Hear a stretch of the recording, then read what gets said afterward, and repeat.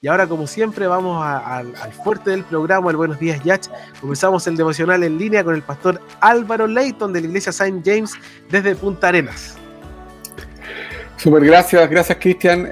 Buenos días, Yach. Y esta mañana, cuando Cristian me pidió que pudiera hacer un devocional, estuve pensando en qué. Y pensé en Habacuc, en el profeta Habacuc, y vamos a estar viendo los primeros 4 versículos de este libro del profeta Habacuc. Y nos vamos a estar preguntando dónde está Dios en este tiempo de crisis, en tiempos de crisis.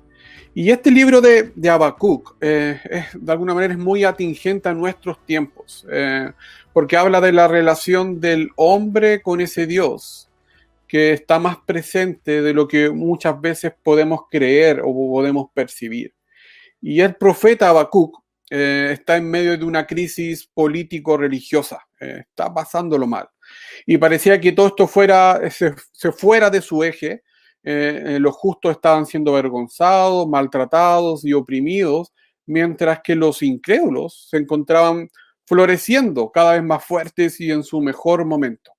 Y Habacuc comienza con un cuestionamiento de la manera en que Dios está manejando la maldad, que quizás es algo que te has cuestionado en todo este tiempo de pandemia o de crisis social, política, etc.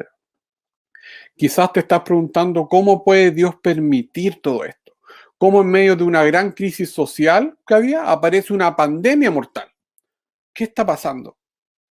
Y el mensaje de Habacuc es lo que alguna vez todos los cristianos no hemos pensado o quizás preguntado. ¿Dónde está Dios que ve la injusticia o nuestra desesperación y no hace nada? Solo les diré una cosa antes de orar y leer el pasaje de hoy, que Dios aún tiene las riendas tomadas del mundo a pesar del aparente triunfo del mal. Déjenme orar y les voy a leer el pasaje que vamos a estar revisando. Señor, te damos gracias por este tiempo, por este momento de devocional, de poder pensar y animar nuestro corazón. Así que ayúdanos a través de tu palabra a ser desafiados y animados y fortalecido nuestro corazón. En Cristo oramos. Amén. Y les voy a leer el pasaje de Habacuc 1, del 1 al 4. Dice, esta es la profecía que el profeta Habacuc recibió en visión. ¿Hasta cuándo, Señor, he de pedirte ayuda sin que tú me escuches? ¿Hasta cuándo he de quejarme de la violencia sin que tú nos salves? ¿Por qué me haces presenciar calamidades? ¿Por qué debo contemplar el sufrimiento? Veo ante mis ojos destrucción y violencia. Surgen riñas y abundan las contiendas. Por lo tanto, se entorpece la ley y no se da curso a la justicia. El impío acosa al justo y las sentencias que se dictan son injustas. Entonces, Habacuc debía ser el portador de una mala noticia para el pueblo. Debía anunciar que muchos iban a morir por su mal actuar, por ser desobedientes al Señor, por darle la espalda a Dios. Y en este mensaje que Habacuc nos muestra, y este mensaje que él debía entregar, destaparía la corrupción y la arrogancia que prevalecía en la nación. Mostraría que la integridad es despreciada, la verdad pisoteada y la justicia menospreciada y olvidada.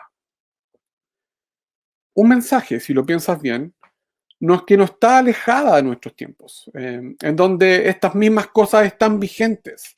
La verdad es cambiada por una supuesta verdad, porque mi verdad es la que vale. Vemos situaciones de injusticia en nuestra sociedad, como el aborto, o beneficios propios de los más poderosos, justicia al revés, corrupción, y etcétera, etcétera. Hay muchas otras cosas más que vemos y que encontramos que son injustas. Vivimos todas estas cosas, estamos inmersos en esta maldad, incluso vemos cómo somos a veces partícipes de esto, de todo esto. Y vemos todas estas cosas, sufrimos con toda esta maldad que de alguna manera nos afecta y nos duele. Y lo peor de todo es que no vemos cambios muchas veces y nos quejamos, nos lamentamos a Dios porque no hay respuestas a nuestras oraciones, porque quizás pensamos que Dios no hace nada, porque pensamos que Dios está en silencio y hay de alguna manera un silencio doloroso y angustioso. Y te preguntas, y nos preguntamos, ¿dónde está Dios? ¿Por qué no hace nada con esta maldad quizás tan evidente para nuestros ojos? ¿Por qué no termina de una vez con la injusticia y para de una vez toda esta pandemia que está afectando a tantas personas y que las está matando? Estas mismas preguntas se hacía Habacuc. ¿Por qué Dios está en silencio y no hace nada? Los versículos 2 y 3 de este pasaje nos evidencian la amargura del profeta. Esos hasta cuándo y por qué muestran ese clamor de Habacuc. Pero también de todos nosotros cuando estamos con la soga al cuello y no podemos más y le pedimos a Dios que nos ayude. Detrás de ese hasta cuándo está el clamor del profeta diciéndole a Dios que ya no puede más, que toda esta situación lo ha superado, que sus límites han sido sobrepasados. No puedo más. Y necesito, dice Habacuc, de alguna manera, razones para todo esto. Necesito saber por qué no actúas, por qué te siento en silencio.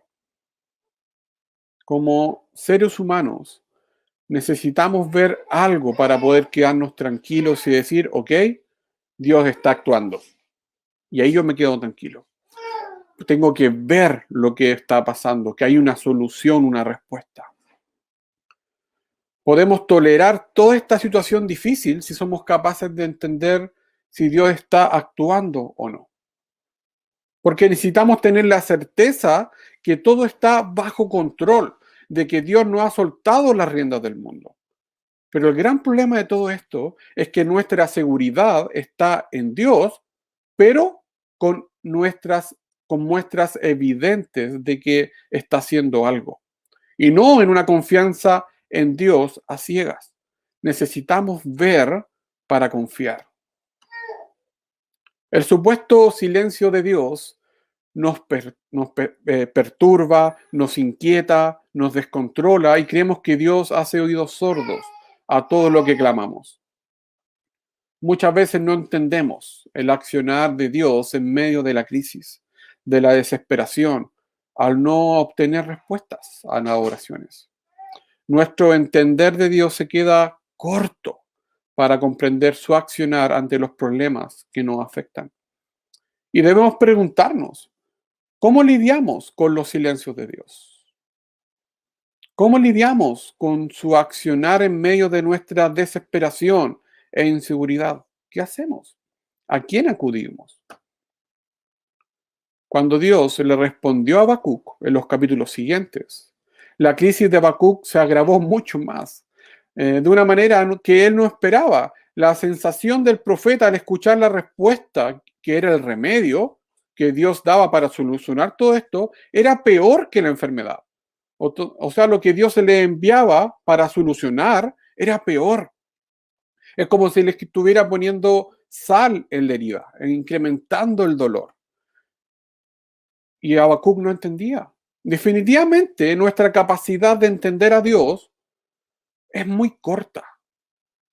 O lo que sabemos de Dios, por más elaborada que sea, es siempre muy pequeña para entender los propósitos que Él tiene para nosotros. Nuestra visión es demasiado corta para lograr ver más allá de lo que el presente nos muestra. Generalmente nuestra mirada se detiene en el presente, en el hoy, y el futuro lo vemos negro y sin esperanza. Y es normal, porque pasan los días y vemos que todo sigue igual o quizás aumenta en complejidad. Nos da la impresión de que Dios está inactivo cuando tratamos de esperar su respuesta. Pero Dios está muy activo y no ha soltado la rienda de su creación. Esa es una muy buena noticia. En las grandes tragedias que hemos visto en la historia, que el holocausto judío, el bombardeo atómico, que el derrumbe de las Torres Gemelas, que asesinatos, tiroteos, ataques, esta pandemia mundial y otras más que han habido, y que han muerto muchas personas, siempre nos preguntamos y se preguntan, ¿dónde está Dios? ¿En silencio? Y la respuesta no siempre es clara para nosotros, ante nuestros ojos. Y el único diagnóstico constante que hacemos es sombrío y pesimista. Pero Dios no está en silencio ni inactivo, de ninguna manera. El Salmo 13, David comienza con las mismas preguntas de alguna vez que hizo Habacuc, clamando al Señor, ¿hasta cuándo, Señor, me seguirás olvidando? Está diciendo, ¿hasta cuándo estás en silencio y te escondes de mí? Sobre todo cuando estoy pasándolo mal. Cuando él no puede más, cuando lo persiguen su enemigo y está siendo vencido y no ve ninguna esperanza. Pero este salmo hace un giro drástico y David recuerda quién es su Dios. A este Dios que él está clamando con fervor y termina alabándolo, alabando a Dios, porque sabe que él es su único protector y el único que le puede ayudar en este momento. Confía en su gran amor, confía en la salvación que viene solo de él. Y además sabe que en muchas ocasiones ya ha estado mal y es Dios el único que lo ha sacado de esto. Lo ha ayudado, incluso en las crisis más difíciles. David, a pesar de pasar por duras y complicadas crisis, termina entendiendo que Dios es soberano, entendiendo que no está solo y que Dios no está en silencio, ni mucho menos inactivo, sino está trabajando en provocar cambios de actitud en el corazón de Él y de todos nosotros. Habacuc termina este libro después de todo este sufrimiento en el capítulo 3 diciendo, aunque la higuera no florezca, ni en las vides haya fruto, aunque falle la cosecha del olivo y los campos no produzcan alimentos, confío en ti, dice Habacuc. Después de todo el sufrimiento que vio y la desesperación, logró entender quién es Dios. Y terminó diciendo, a pesar de la peor crisis que pueda pasar, confío en ti, Señor. Hay un dicho que dice, después de la tormenta siempre sale el sol. Pero si estás en momentos de crisis, incluso más allá de esta pandemia que nos afecta como país, y ves que el sol no sale nunca y la tormenta se mantiene intacta, recuerda muy bien que al final de los tiempos, el futuro que nos espera es con una esperanza gigante.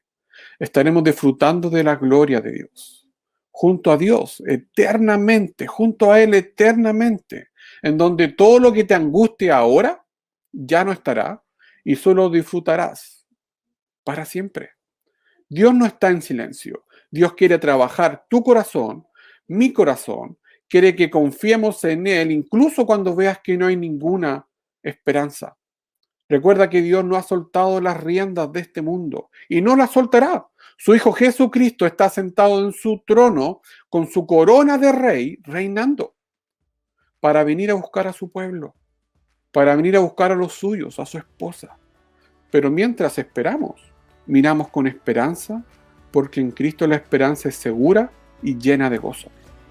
Dios, en momentos de crisis, está más atento de ti de lo que te imaginas. Y esto, atesóralo en tu corazón. Amén.